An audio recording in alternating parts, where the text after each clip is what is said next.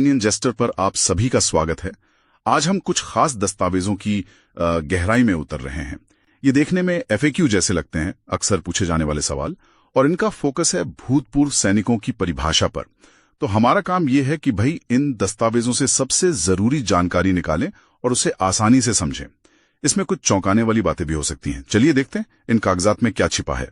बिल्कुल, और ये देखना दिलचस्प होगा कि ये परिभाषाएं कैसी गढ़ी गई हैं, इनमें क्या बारीकियां हैं और किसी के लिए इन परिभाषाओं का असल मतलब क्या हो सकता है, खासकर जब आप जानते हैं सरकारी लाभ या पहचान की बात आती है।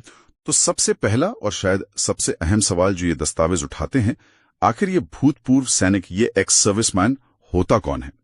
एक स्रोत तो सीधे सीधे कहता है भूतपूर्व सैनिक वो व्यक्ति है जिसने भारतीय संघ की नियमित सेना, नौसेना और वायुसेना में किसी भी रैंक में सेवा की हो, चाहे वो लड़ाकू हो या गैर लड़ाकू। ये तो काफी सीधा रखता है ना? हाँ, ये बुनियादी परिभाषा है, लेकिन इसमें कुछ महत्वपूर्ण शब्द हैं। नियमित सेना, नौसेना और वायुसेना, और किसी भी रैंक। इसका मतलब है कि ये सिर्फ अफसरों के लिए नहीं है, बल्कि सिपाही से लेकर जनरल तक हर किसी पर लागू होता है, चाहे वो सीधे लड़ाई में शामिल रहे हों या फिर सहायक भूमिकाओं में। तो हाँ, ये दायरा काफी बड़ा है। अच्छा, और परिभाषा का अगला हिस्सा कहता है जिसे ऐसी सेवा के बाद पेंशन के साथ या उसके बिना सेवानिवृत्त किया गया हो या कार्यमुक्त किया गया हो या सेवा से मुक्त किया गया हो। यहाँ पेंशन के साथ या उसके बिना वाला हिस्सा वो थोड़ा ध्यान खींचता है। मतलब क्या पेंशन मिलना जरूरी नहीं है भूतपूर्व सैनिक कहलाने के लिए? ये थोड़ा हैरान करने वाला है। सही कहा आपने। ये एक आम धारणा के थोड़ी उलट जा सकती है बात। परिभाषा का आधार असल में सेवा देना है, ना कि पेंशन मिलना।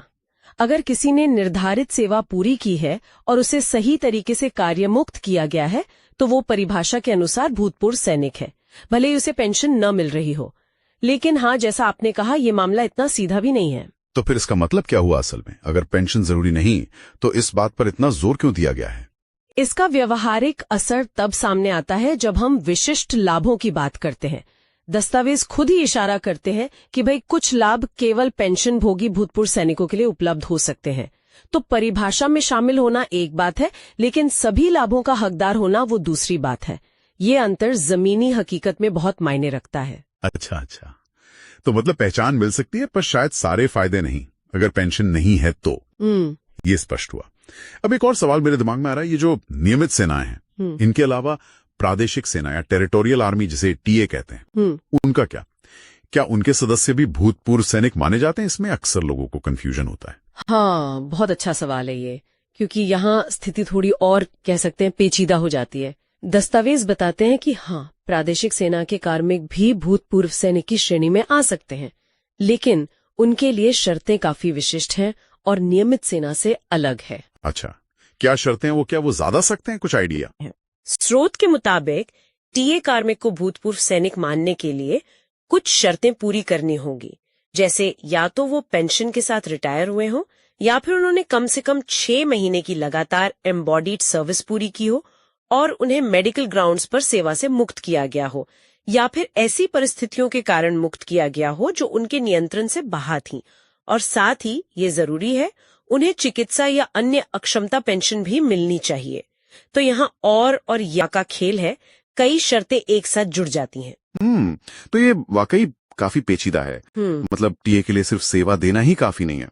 सेवा समाप्ति का कारण क्या था, पेंशन की स्थिति क्या है, ये सब बहुत महत्वपूर्ण हो जाता है।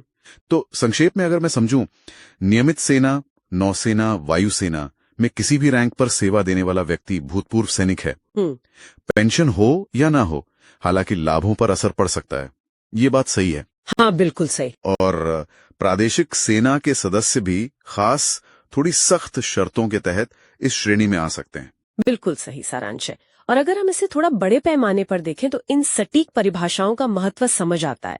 ये सुनिश्चित करती हैं कि जो सरकारी सहायता और योजनाएं हैं वो सही लोगों तक पहुंचे।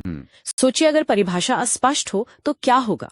योग्य लोग लाभों से वंचित रह सकते हैं। हाँ। या जिन्हें नहीं मिलना चाहिए उन्हें मिल सकता है। हाँ, है ना? हाँ, ये बात तो है, परिभाषाओं में स्पष्टता ना हो तो भ्रम और अन्याय की स्थिति बन सकती है।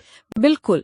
और ये एक महत्वपूर्ण सवाल भी उठाता है कि इन लिखित परिभाषाओं को असल में लागू कैसे किया जाता है।